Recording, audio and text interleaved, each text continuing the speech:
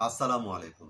সত্তর কণ্ঠ 24 ফেসবুক পেজে সবাইকে স্বাগত জানাচ্ছি। আমি সাজেদুল করিম। আজ মঙ্গলবার ৮ জুলাই। শুরু করছি রংপুর থেকে প্রকাশিত আজকের কিছু সংখ্যক দৈনিক পত্রিকার সংবাদ শিরোনাম। প্রথমে হাতে রয়েছে দৈনিক দাবানল।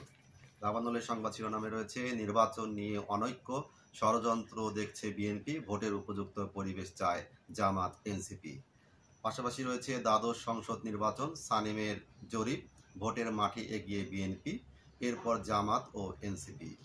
পাশে আরেকটি সংবাদ শিরোনাম, ৩২ বছর পর বঞ্চনার অবসান হচ্ছে ৩,৫০০ শিক্ষকের। বেসরকারি ৪৯৫ কলেজের অনার্স মাস্টার্স স্তরের শিক্ষকদের এমপিওভুক্ত করার সিদ্ধান্ত। দৈনিক দাবানল। দৈনিক মায়াবাজারের সংবাদ শিরোনামে রয়েছে নীলফামারীর সৈয়দপুরে ২ কিলোমিটার লুপ লাইনে ২,০০০ স্লিপার গায়েব। উধাও হওয়া স্লিপারের দাম ১,৬০,০০,০০০ টাকা। পাশাপাশি রয়েছে মজুরি বৈষম্য শিকার হচ্ছে নারী শ্রমিকরা, হচ্ছে না বন্ধ। দৈনিক মায়াবাজার। দৈনিক যুগের আলোর সংবাদ শিরোনামে রয়েছে ব্যাংক খাত নজরদারিতে বড় পরিবর্তন আনছে বাংলাদেশ ব্যাংক।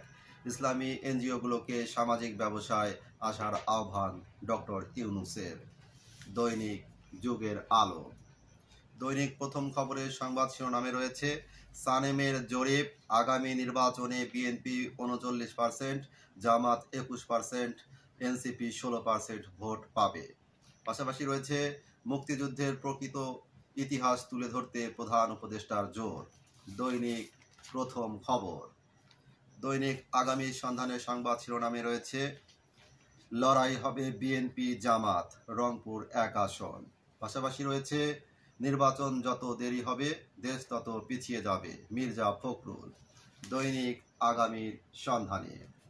দৈনিক আমাদের প্রতিদিনের সংবাদ শিরোনামে রয়েছে রংপুরে কাজে আসছে না টিকা বহনকারী ফ্রিজার অ্যাম্বুলেন্স। পাশাপাশি রয়েছে পিজিআর এর ৫০তম প্রতিষ্ঠা বার্ষিকী অনুষ্ঠান, নেতৃত্বে অনুগত থেকে দায়িত্ব পালনের নির্দেশ রাষ্ট্রপতির। দৈনিক আমাদের প্রতিদিন। এই ছিল রংপুর থেকে প্রকাশিত আজকের কিছু সংখ্যক দৈনিক পত্রিকার সংবাদ শিরোনাম। নিয়মিত সংবাদ জানতে চোখ রাখুন সত্যের কণ্ঠ 24.com ও সত্যের কণ্ঠ ইউটিউব চ্যানেলে।